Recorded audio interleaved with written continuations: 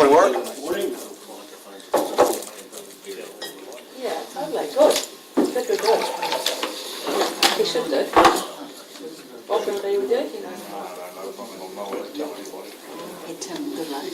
And the last one. You're still a little different to mine. I'm going to get Stella out of the room. Yes, just say so I can lose everyone. I'll leave. Well, you don't have to. Yeah. No, not leave the room, just leave the table. Tomorrow's leave the room. Oh, so I can still sit here and watch them? Oh, that's Yeah, good. so you leave the table for the presentation. Oh, so sit over there for Yeah. the presentation? And then Not like be tomorrow- summoned to liberation. So deliberations tomorrow, you need to leave the room. Thank you. Twice. Twice. You'll be out tomorrow. I'll be online. It'll be much easier to control. Harry will just go. Make sure you go to the toilet with. We'll discuss it the way. There we go. Now I look like you. So they were re-looking at Ah, yours is different. Oh, late. So that's what mine is like. Same. Are we just about ready, Harriet? No. Wait a minute, Joyce. Yeah. You're on. Here's Joe. Well done, Joe. Yours is flat. We're live. Welcome, love. Hi, Joe. Morning, Joe. Joe has come from a long way away. We'll give you a minute to get organised, Joe. We're like the National Party on this side. Right, we're ready to Our coalition partners across the road there. go. Right, everyone. New Zealand first. So I now declare the meeting open. Welcome everyone to the meeting. Please let me know if you have to leave the meeting early. And just a reminder that the meeting is being live streamed.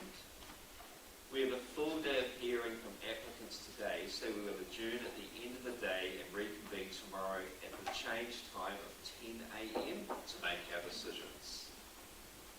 So we'll now just start with the karakia. You two.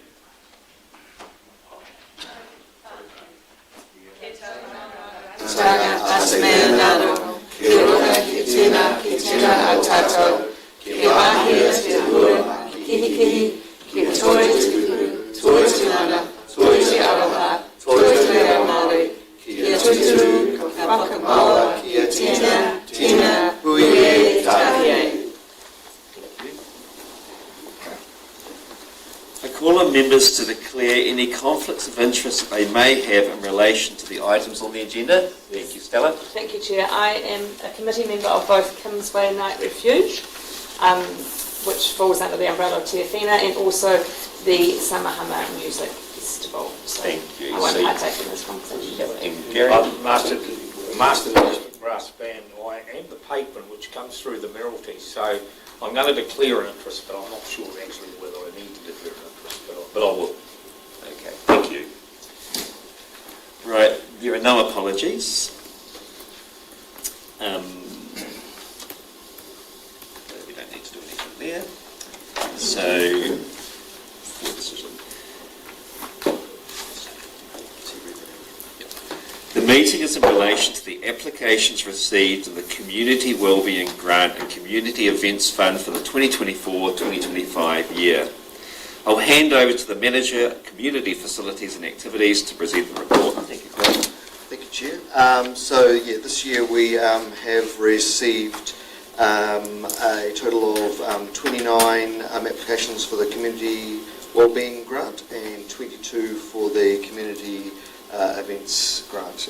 It's always good to have a wide range of the community seeking to engage with council around these grants. I'll hand back to you. Thank you. Are there any questions on the report? Right, thank you, Corin. We'll now proceed to hear from the applicants. Some are attending in person and some are presenting on Teams. The list of those that we will be hearing from today are in Schedule 1 attached to the reports on page 11. And our first applicant presenting is Jim Phelps from the Wairarapa Woodworkers Guild. So is Jim here? Thank you, Jim. Yep, at the front, thanks, Jim. And welcome, Jim. Well, there's just there's a bit of a change there. Jim Phelps is not well. My name is Dick Crozier. I'm the immediate past president of the Wairarapa Woodworkers, and so I'm here representing Wairarapa Woodworkers. Jim says his apologies, but he's unable to attend. Thank you. So you have 10 minutes to speak, so 7 minutes to present, and then 3 minutes for questions from councillors at the end. Right. A bell will ring after 7 minutes, just to let you know when it's time for you to wind up. And just a reminder that you probably heard at the beginning that the meeting is being live streamed on the Masterton District Council YouTube channel. So the floor is all yours, Jim. No, thanks very much. I beg your pardon. Yeah. Okay, thanks very much. Thanks for allowing me to come and present. I represent the Wairarapa Woodworkers Association. We've been operating in the Wairarapa for about the last 30 odd years. And early on, is this microphone working?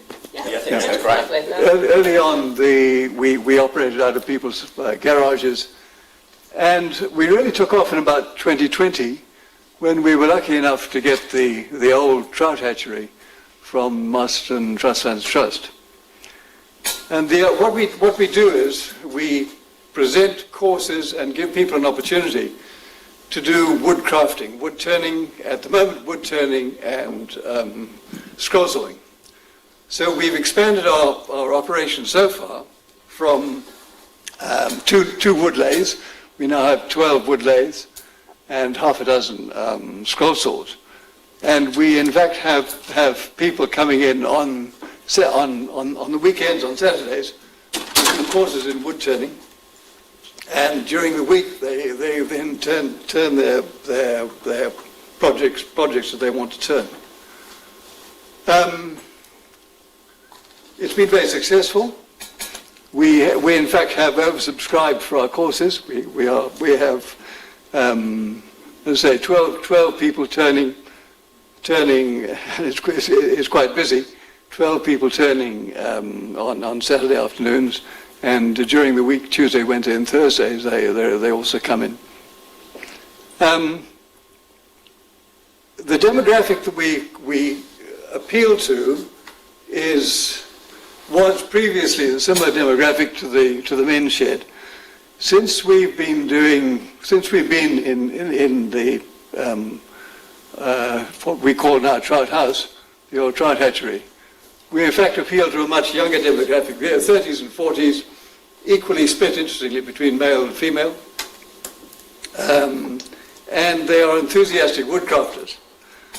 So what we have now established that we've got a good wood turning group. We've got a good scroll sawing group. And we want now to expand and introduce some wood carving and wood burning pyrography, to try and expand what we deliver to people. And to do that, and the reason for the application was that we've applied for a couple of wood carving sets and a couple of wood burning sets in order to provide tools for the people to use. And we would, if we are successful, we intend to start evening classes and evening working groups for people to learn wood carving and wood burning. Thanks. Thank you. That I think is about it, Tim. Yeah. I just want to apologise for not recognising you, Nate. And likewise. Seeing you out of context. That's right. Nick runs a philosophy group that I go to. Does anyone have any questions? Thanks, Bex. Yeah, hi Nick, thank you. Just a couple of questions. You mentioned you have 12 people doing the wood turning on a Saturday, but your numbers are obviously greater than that. So I'd be interested in the numbers of members that you have. And the other thing is too... Sorry, the total numbers that we have? Yes. The total numbers of we've got about 60, 70, 80 members. Great. And the other question is, obviously there's some cost to you to run the courses. So do people pay a membership fee, or do they? Yeah, a very good question. So in order to be covered by insurance, they have to become members of the club.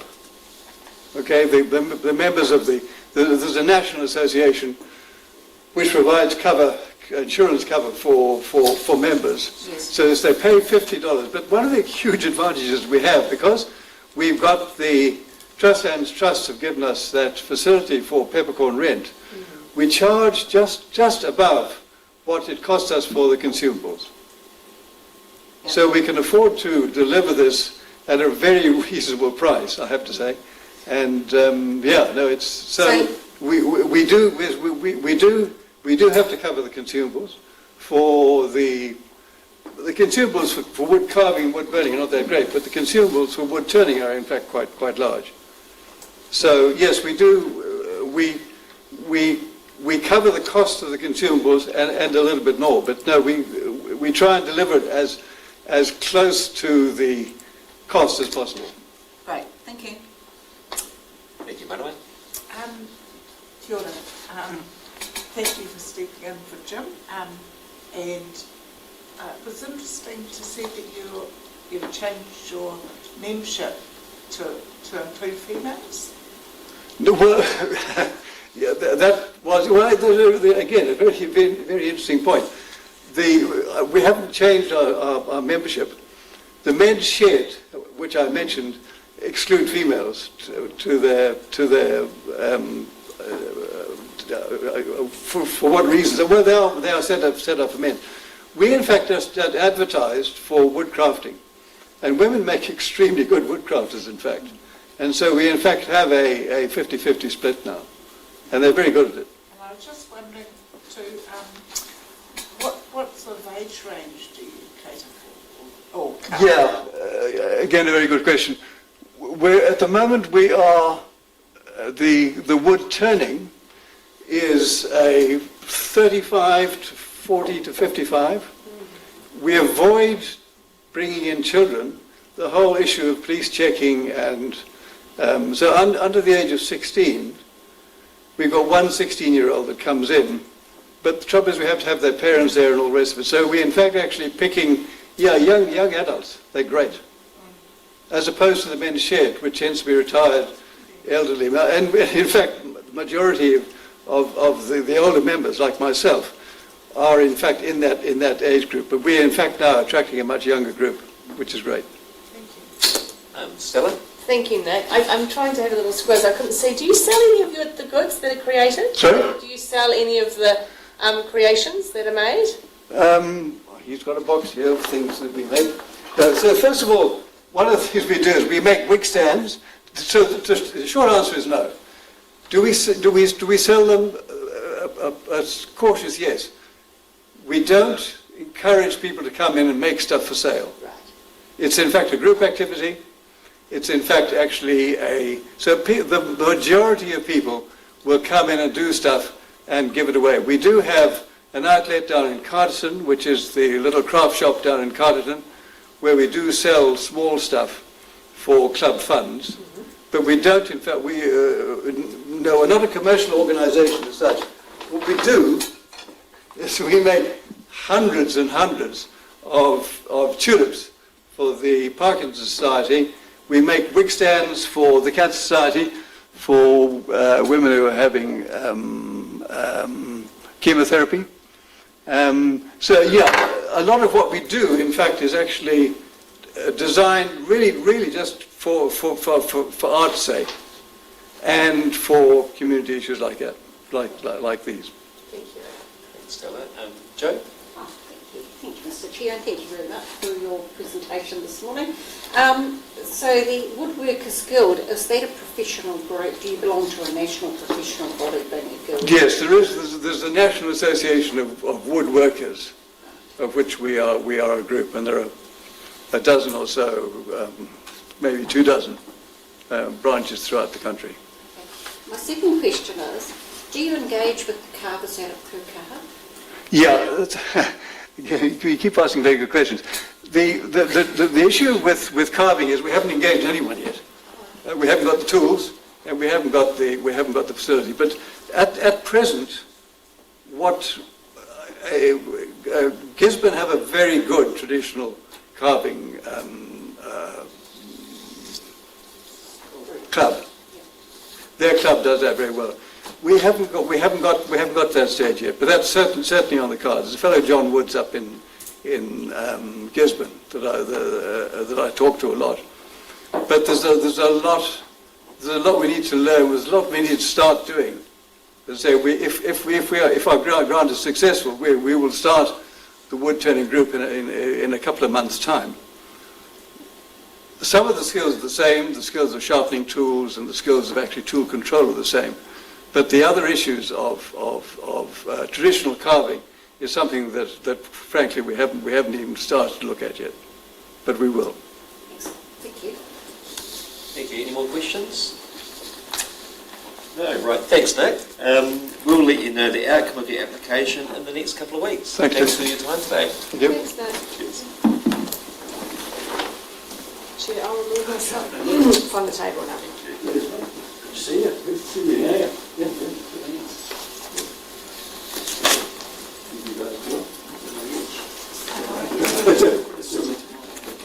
Right.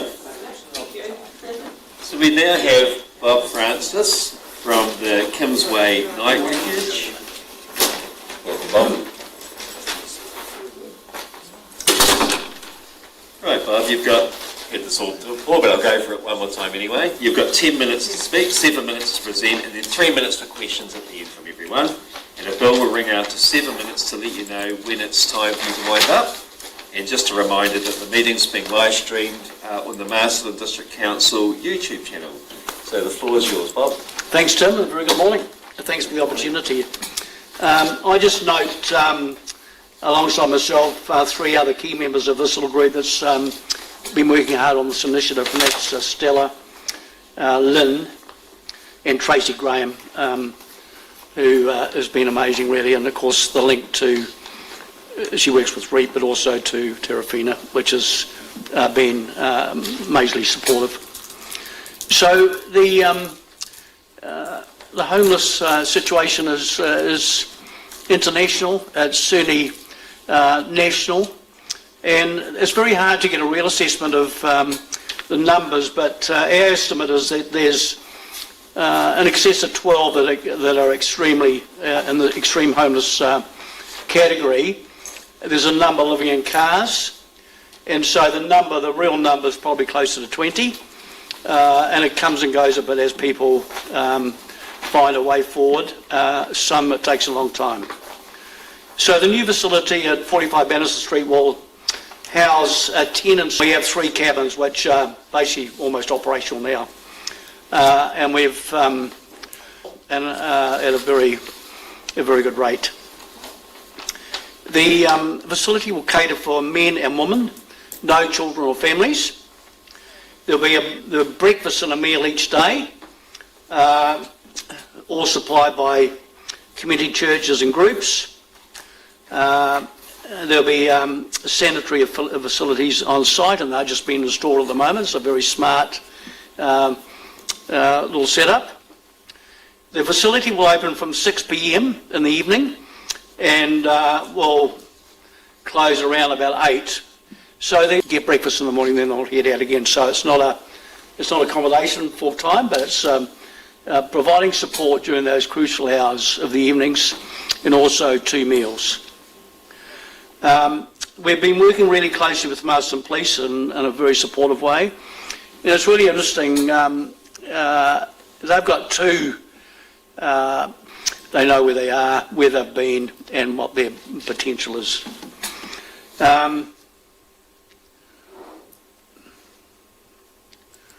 It'd be fair to say this has been a difficult project to get together. And one of the problems has been that you recall the Loafers Lodge fire in Wellington about a year ago. That really changed the scene as far as consenting for accommodation. There was an upper floor, of course. I think it was 2 or 3 floors, but even a single story building, there are regulations around fire where you've got accommodation have gone from there to there. And so, I mean, there's certainly no blame on the council, but the process to get consent has been onerous and long and extremely difficult. But we've got there, so we've got all the consents, and the plan is to have this open hopefully this side of Christmas. One of the things we're doing a lot of work on is, it hasn't been easy, but the build is one project. It's then the operational side of how we operate this and manage it. And so there's a lot of work going on at the moment to make sure we've got that really tidy and tight. Police, security, good management, and a safe environment. And that's going to be really hard to achieve, but that's what the goal is, so that people that go there and sleep there and stay there feel safe. It's going to be challenging, but we're up for that, and so there's a lot of work going on that at the moment. The community support has been amazing. Excluding grants, and the grants have been some great support through grants, there's an excess of $91,000 been raised by the community, who've really put their hand in their pocket and said, look, we believe in what you're doing, this is a great project, there's a real need, and so that doesn't include donation of materials. I mean, we're putting a big heat pump in the facility, and just one example, a firm supplied the heat pump and is going to install it. So that's the sort of support. The toilets and basins are going in, I think today or tomorrow. They're being provided by one of the plumbing supply contractors in town. So we're getting that sort of support all the time. So the contribution from the community has been enormous. So I suppose we're really keen for you to provide some support. We haven't been to the council with this project in any way, but I think if you look at what's happening around the country, a number of councils have stepped up and seen the need and acted with some resourcing. So our request today is really is to support this project. We're getting there, and we're looking forward to the opening later in the year with all of you there too. Thanks very much. Thank you, Bob. Any questions, Bex? Yeah, hi Bob, thank you. Just a few questions. I'm aware of who owns the property that Kimmsway is in. So who pays the rates on that property? Is that a responsibility for Kimmsway, or is so the owner of the property is gifted the property free of charge. We're paying no rent. Obviously, there's been some significant improvements to the property. We've just had a valuation done for insurance purposes, and it's got a very strong value. But the only thing we're paying is half rates. Half rates. Half rates because of the type of organisation we are, and we've committed to that, and we've already started to pay those rates. So just another question then: insurance is covered by the landlord of the building, is it? No.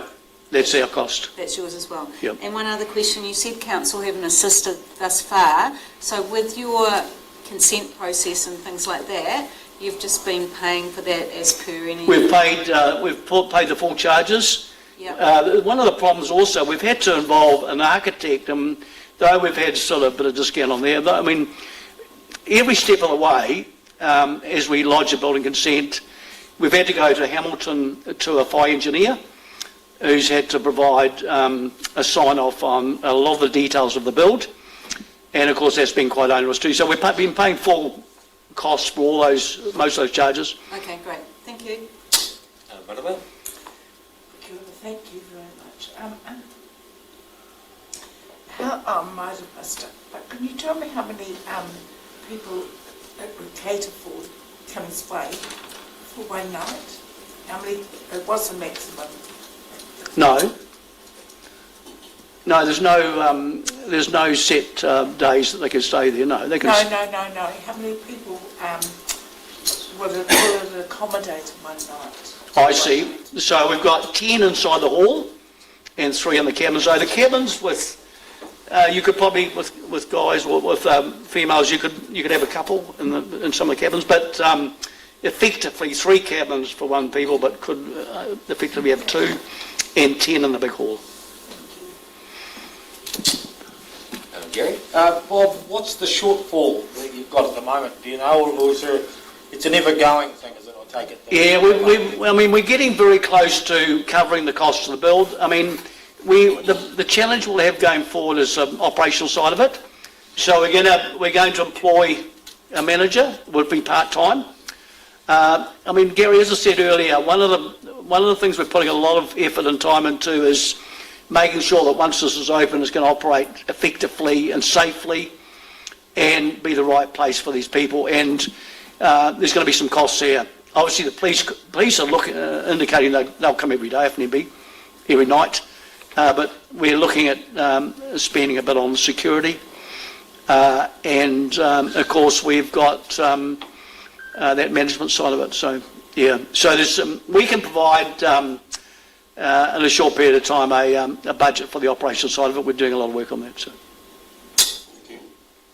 I've just got one question, Bob. Just for the running of it on a daily basis, you might not know, is there a sort of a set of rules and routines that are followed every single night? Sorry, just repeat that, Tim.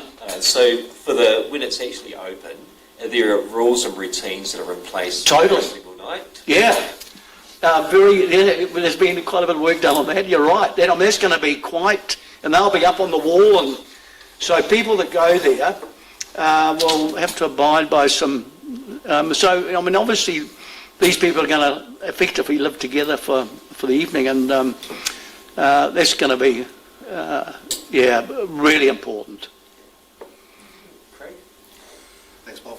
So you've got accommodation for 13 people, basically. Yeah. What happens if 14 people show up? We just won't be able to take any more. I mean, one of the things that I don't think it's going to be an issue, but there is potential of people coming from outside the district and region. But So it's a first come, first served basis? yeah, totally. Yeah. Great. Right. Thank you, Bob. So we'll let you know the outcome of your application in the next couple of weeks. Thanks very much. Thank you for your time. That's good.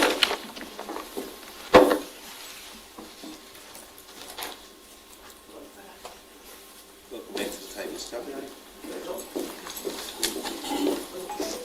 So we now have Warwick Dean and Dorothy Booth from the Rotary South Club of Masterton South. So welcome, Warwick, and welcome, Dorothy.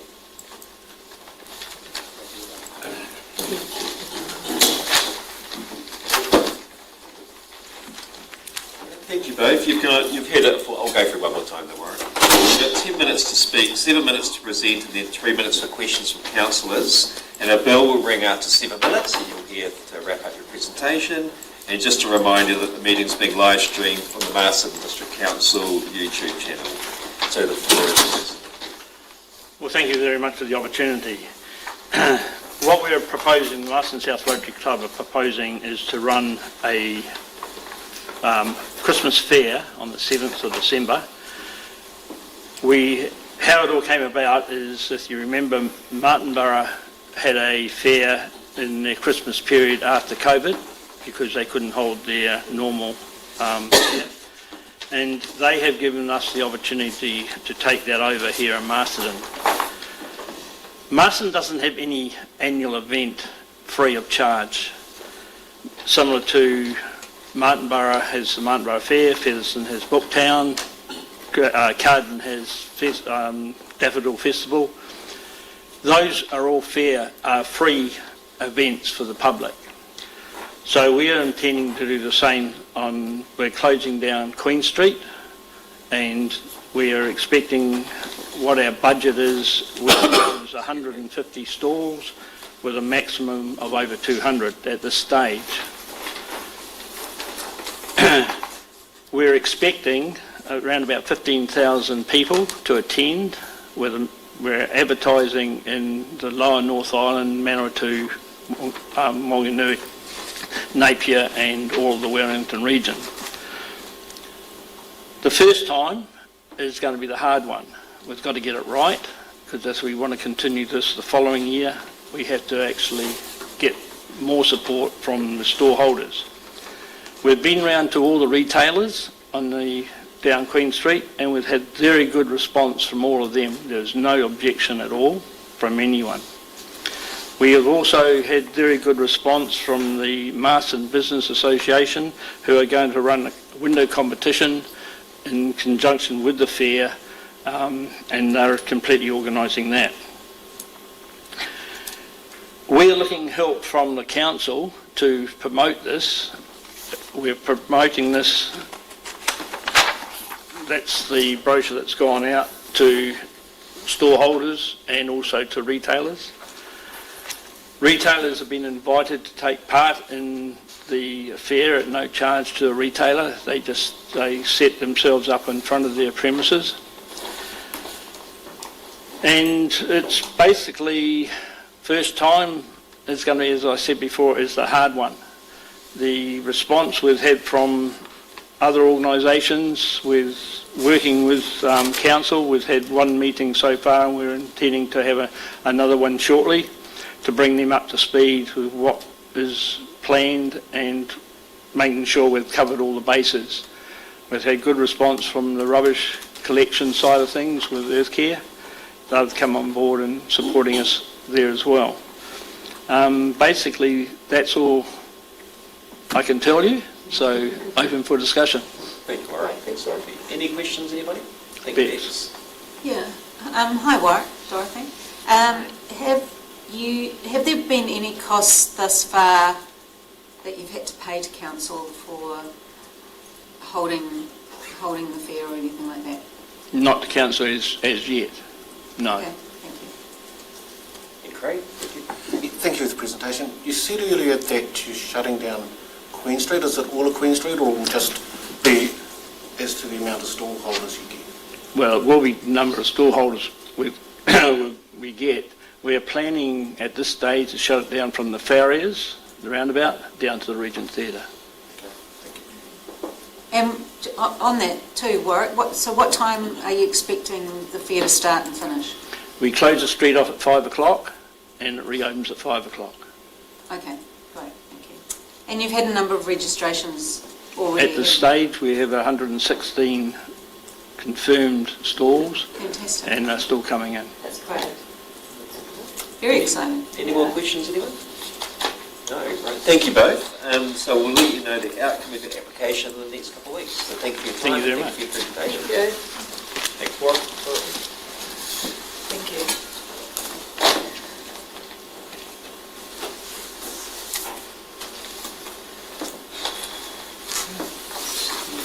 Right, Michael, welcome to the table.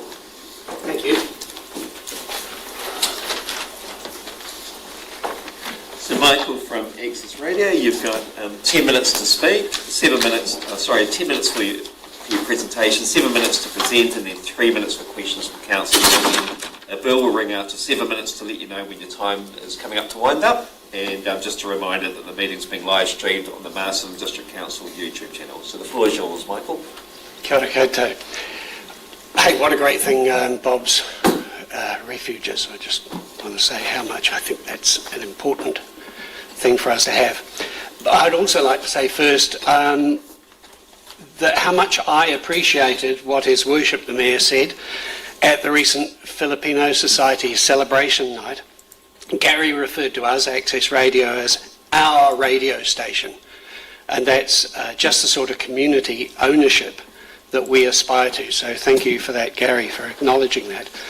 We are your community access radio station, and our collaborations with numerous groups in the community attest to that. We're pleased to work with your welcoming committee advisor, Artie Cardian, on a number of projects. This goes both ways. We've helped with the Human Library projects, and Artie's been invaluable liaison with migrant communities.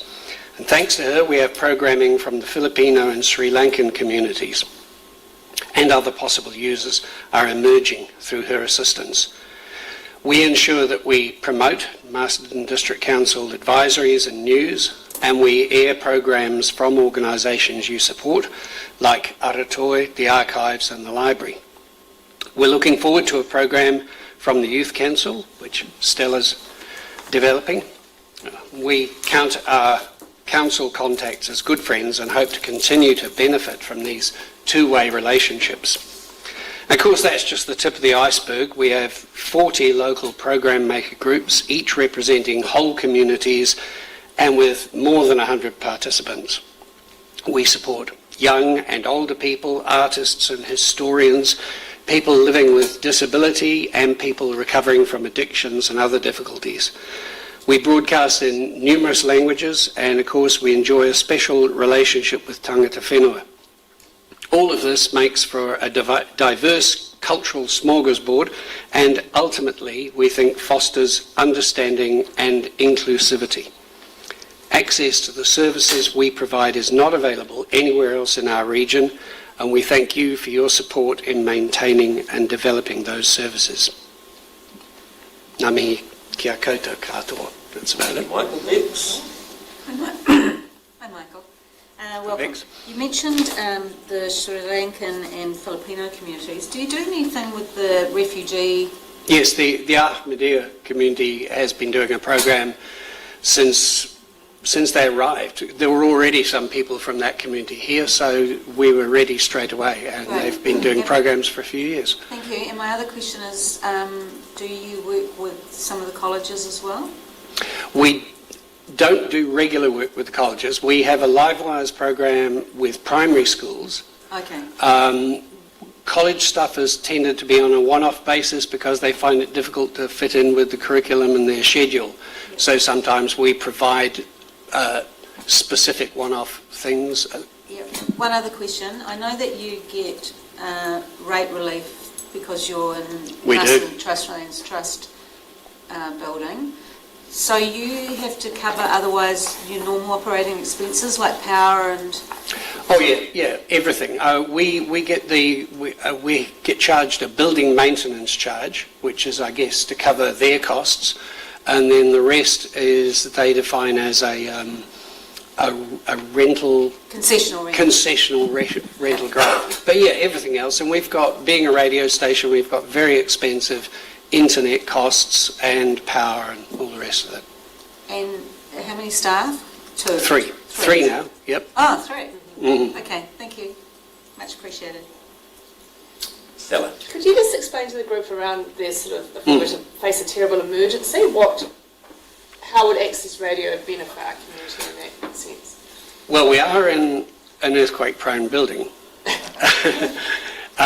So what we can do is have remote access. And in fact, during COVID, the council did send a video that was able to go immediately on air. So, of course, it's all very well, we're very cautious of promising things because if there's an internet outage, there's not much point having remote access, likewise power. But if those things are up and the council has messages, if Civil Defence has, they can link into the station and those can all be go on air. Of course, that presupposes also that the transmitter hasn't been hit by lightning. But these, you'd need a few lame ducks to be lined up.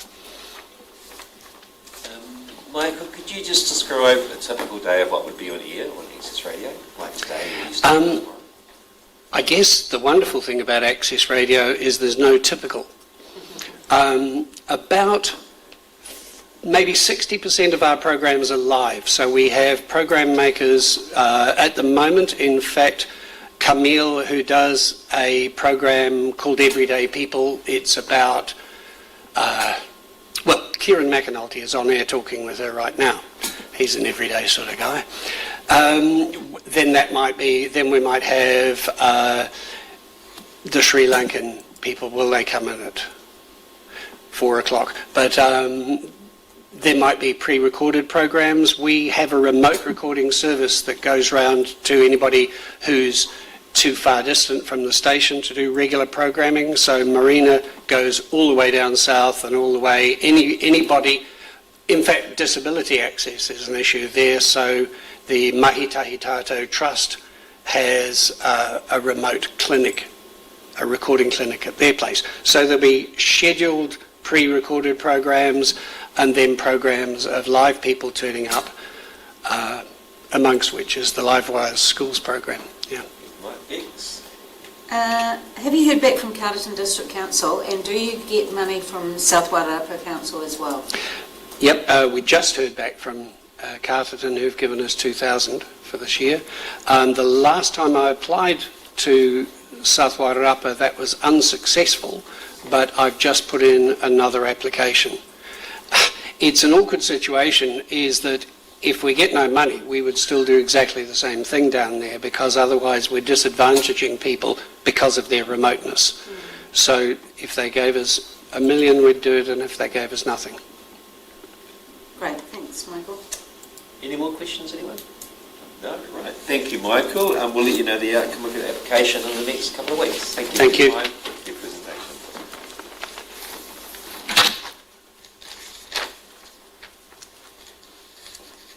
So we now have Shane and I think Josh. Am I right?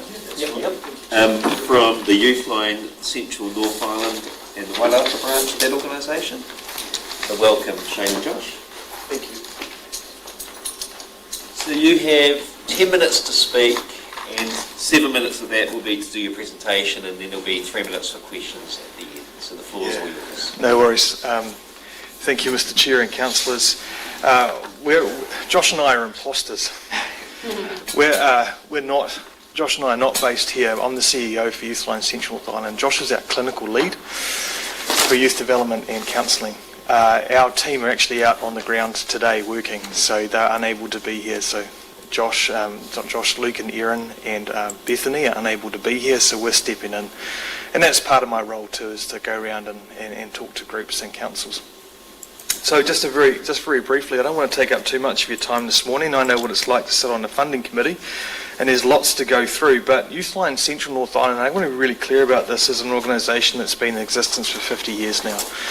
Our primary focus in our region of the Tararua, Wairarapa, Manawatu, Horowhenua, Rangitikei regions is around youth development and counselling services. And in the youth development component is mentoring. And I'll get Josh to speak onto that in a second, but you may know more about Youthline in the sense of the helpline. So we have trained volunteers that man the helpline and text to talk number. That's 10% of what we do in Youthline Central North Island. I just wanted to be clear to the funding committee is that we are not government funded. We have a couple of small Te Whatu Ora and Think Haora contracts around counselling and mentoring only. We don't receive any corporate support. So you may see us linked with ASB. No, they fund the triage service in Auckland. We don't see that money. So we have to go out and we have to find the funding for ourselves, whether it be third-party contestable funding, like, for example, here, partnership funding, or through government, small government contracts only. Our services are free. It's certainly in the Wairarapa at the moment. If you're able to pay for counselling in Palmerston North, that's greatly appreciated, but we find that funding ourselves. So it's really clear that Youthline is around youth development, but it's around that primary care and for at-risk young people throughout our country. I cannot be any clearer than that. We need to be government funded. We need significant investment in youth mental health. And again, I'll let Josh jump in here and talk in that space. He is far more intelligent than me. But we rely heavily on grant funding. And Brian, who developed the funding, is in Palmerston North, and he will spend all day, every day, looking at third-party funding operations to keep us sustainable and moving forward. All right, so I think, do you want to touch base maybe on counselling and intentional peer support? Yep, yeah, 100%. Thanks, George.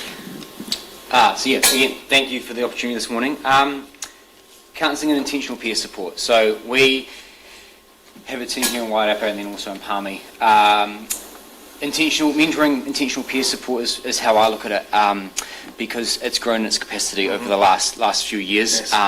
And the demand. So as we look at young people, we've got our team working with people down to the age of 8 now, and youth we're looking at sort of the 8 to 24-year-old sort of range is how the space we sit in. It's a privilege for our team to work alongside these young people, support them, and the struggles they're facing on a individual basis as well as within a group setting.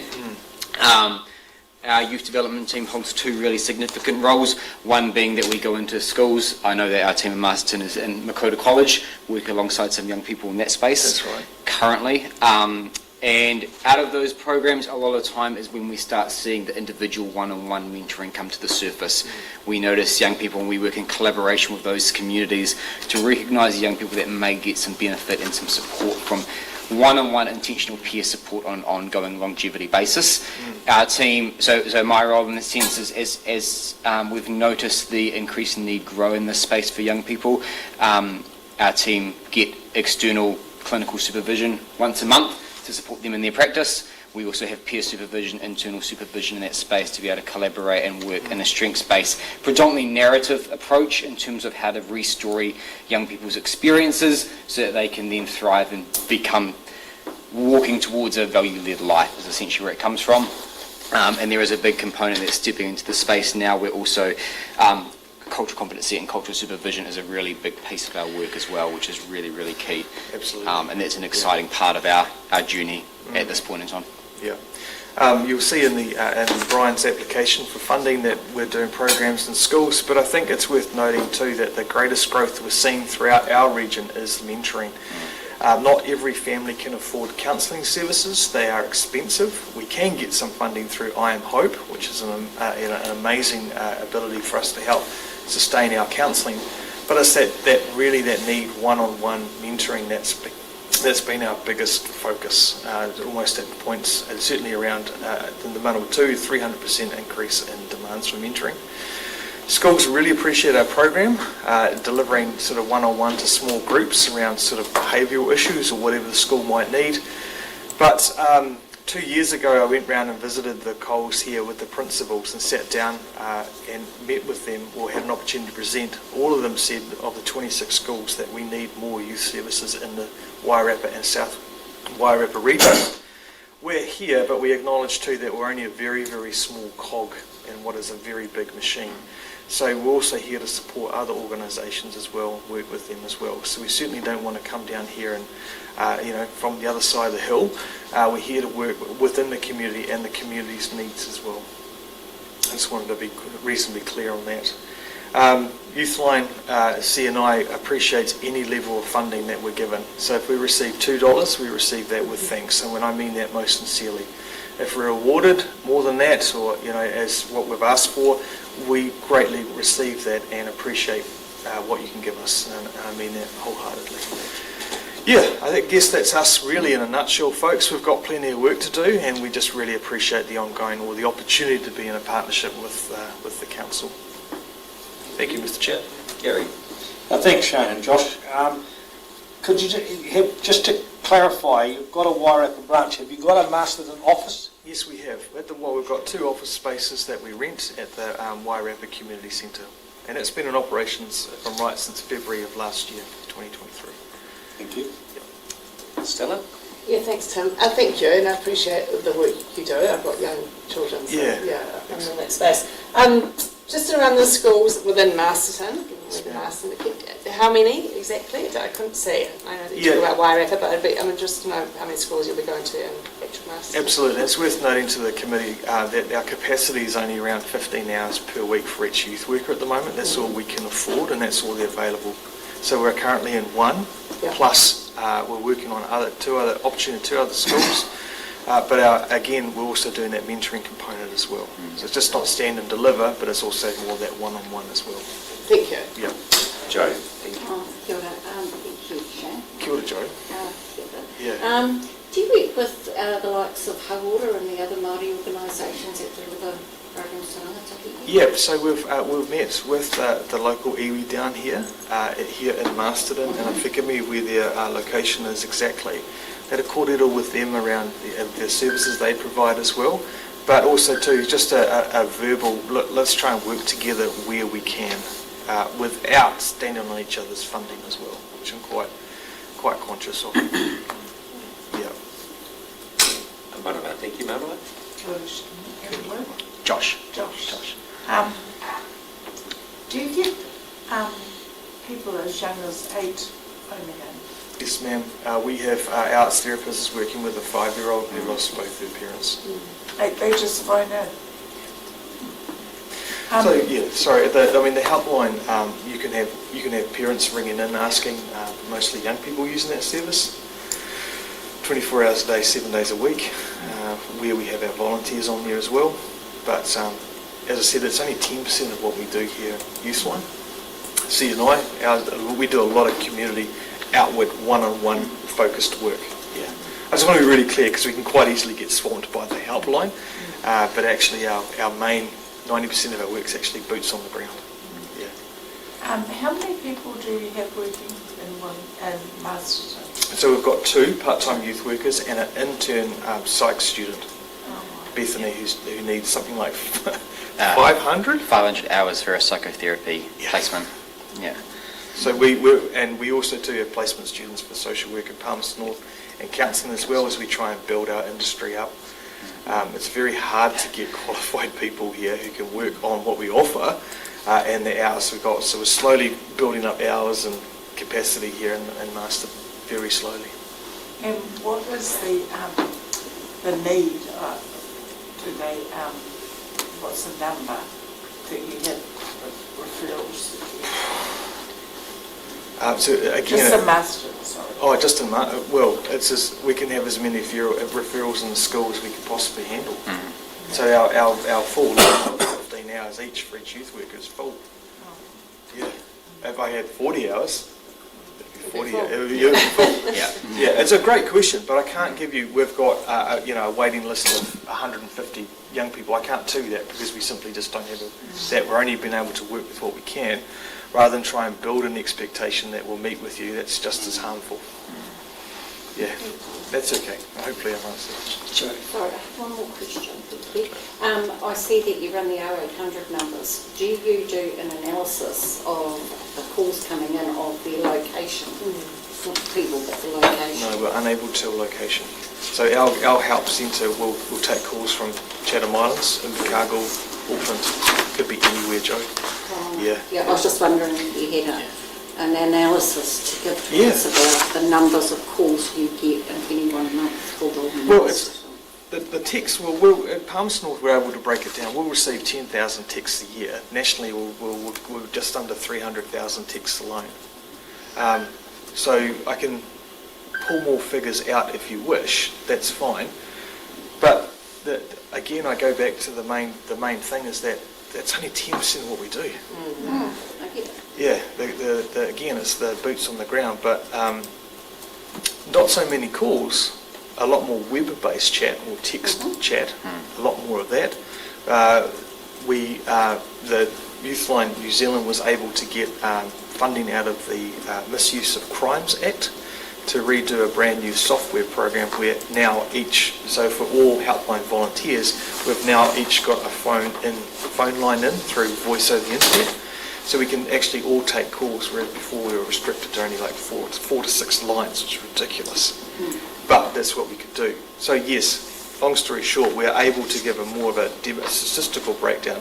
But unfortunately, Joe, I can't give you, I rang from Fielding, for example. I can't give you that. You can't, yeah. Any more questions? No. Well, thank you, Shane and Josh. Thanks for your time. Thank you for your presentation. So we'll be in touch in the next couple of weeks with the result of the outcome of the application. Oh, that's cool. Hey, thank you again, committee, for allowing us to come over and coordinate all with you. Yeah. Thanks. Thank you. Cool. Thank you.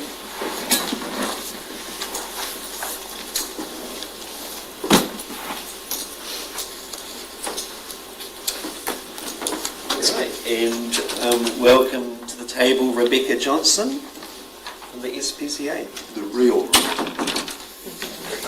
with a T. So, Rebecca, you have 10 minutes to speak, 7 minutes to present, and then 3 minutes for questions at the end from councillors and iwi reps. Right. A bell will ring after 7 minutes to let you know that it's time to wind up. And just a reminder that the meeting is being live streamed on the Masterton District Council YouTube channel. So Oh gosh. the floor is yours. Hello. Awesome. Just with my slides, there's a certain part where they need to kick in. Do I? Okay, awesome. Cool.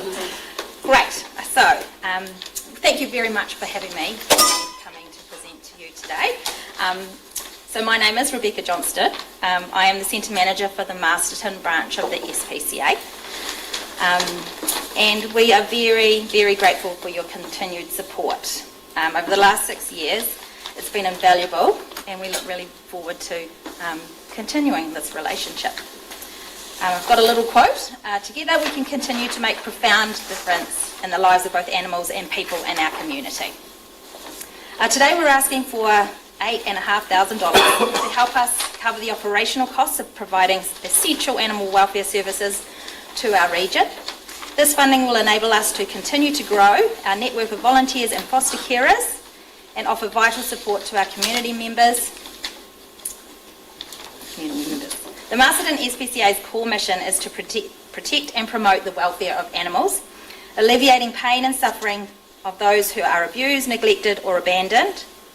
We strive to be the voice for those who cannot speak or fend for themselves, and a grant towards these costs will enable us to continue contributing to the Masterton as an inclusive and positive community. The Masterton Centre delivers professional animal welfare services through our team of animal welfare inspectors, our centre staff, our vet and vet nurses. Our work supports the Masterton District Council Animal Control in fulfilling your animal bylaw obligations while also providing preventative education, animal rescue, desexing and rehoming services to the local community. It is vital that we are here to protect the most vulnerable in society, especially in the face of the current cost of living crisis. Unwanted animals are increasingly becoming strays, being abandoned or even killed. The number of animals entering the Masterton SPCA Centre has surged by 11% in the last 12 months. From July 2023 to June 2024, our Masterton Centre took in 878 animals. And this includes a 274% increase in puppies coming into the centre. That's massive. The last 2 years have been traumatic due to the growing cost of living crisis, and the impact is dire, especially for canines. The SPCA finds itself struggling to cope with a 27% increase in operating costs and the significant increase in animals being brought into the Masterton Centre. There is good news though, it's not all bad. We had a 35% increase in animals being adopted into Masterton and the surrounding region, and we managed to rehome 628 animals in the last year, which is awesome. It's really cool. These are a few of the many success stories I can share. So this is Fitzgibbon, Fizz, Gibbs, whatever you like to call him. Thank you. So this special boy was found at the back of Henley Lake with one of our staff and volunteer doing a dog walk. He was very scared, so we had to go back the next day with a humane cat trap. We're not sure. We managed to get him, but we're not sure what happened to his ears, but there was a lot of damage. And our vet decided to amputate the dead tissue on his ears to give him the best chances of pain-free life. And after a long recovery and lots of love, Fizz has been adopted into a loving home. So you can see his loving home there. Nash. So Nash is, sorry, some of these pictures might be quite shocking, but this is what we're dealing with. So Nash was a dog seen by a member of the public on the back of a ute, obviously not being given the care that he needed.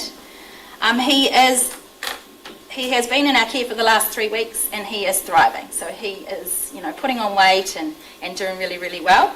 Sometimes the success stories aren't at the end of their journey. We quite like to celebrate when they're safe in our care. So Nash, once he's put on some weight and he's strong and healthy, then he'll be placed into a loving home. And Fizz. So Fizz is a horse. So just showing the range of animals that we're dealing with at the centre. Fizz was brought in severely underweight, and he was a very successful racehorse in his day, and he came into us in terrible condition. So it was quite the road to recovery with him. We had a strict feeding regime and physio, and now he's looking for a wonderful home with another Horseford company. So looking after these larger animals can be challenging, and this year the Masterton SPCA held a horse school with one of our colleagues, trained us all up, and by upskilling the team it makes it safer and gives everyone more confidence when caring for these larger animals. We have also installed mobile fencing to help, again, make it safer when handling these bigger, stronger animals. Volunteering. The Masterton Centre currently has over 30 volunteers. The SPCA provides several opportunities for our local community to engage in the many volunteering positions we have. Whether it's cleaning, feeding, socialising, dog walking, our volunteers are a crucial part of the day-to-day running of the centre, and we couldn't achieve the extraordinary outcomes we do without them. Our volunteers range in age from school children helping their parents in foster homes, animal care students gaining valuable work experience, high school students, adults and retirees all committing their time to regular shifts. The Masterton SPCA has over 60 foster families, and this is a massive increase, and it's really exciting. This gives people the opportunity to share their love of animals while helping to rescue and rehabilitate SPCA animals in their home. Over the past year, we have fostered over 400 animals, and we could not achieve these amazing outcomes without these dedicated families. We work with an array of organisations and people in our community, including local animal controls, your Masterton Animal Control in Carterton and South Wairarapa, taking in dogs for rehoming, as well as assessing the behaviour of the dogs to be rehomed. Our inspectorate will attend dogs with animal control officers as needed. And we have taken in over 20 animals from Masterton District Council this past year, as well as desexing quite a few. We use local vets for emergency care and desexing. We liaise with the Department of Conservation when needed. We host animal care and vet care students with their placements, and assist local rescue groups as well with desexing and taking in animals when our resources allow. As of February 2023, the desexing caravan has been permanently retired to the Masterton Centre, and this has been a massive asset to the wider Wairarapa community. The Masterton SPCA is the only vet clinic in the Wairarapa that is offering low-cost desexing to those families in need. In the last year, we managed to desex 690 animals on site at Masterton Centre. And by reducing the number of stray and unwanted animals through desexing, this helps ensure that community resources and facilities, but animal management are sustainable and effective.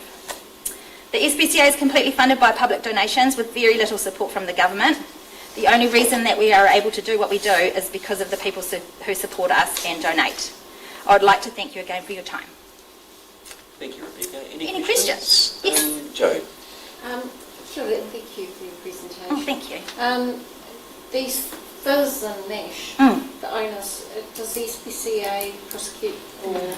We can prosecute, we try to educate, that's our main focus, but if we do, our inspectors feel that a prosecution is necessary, then yes, we will. Stella? Hi, thank you. Have you heard from the results from Carterton District Council and South Wye yet? Not that I'm aware of, no. Bix? Hi. Hey, you talked about your volunteers and you talked about numbers of dogs and desexing and that. How many volunteers would you have working? We've got about 30. Right. My last count, yeah.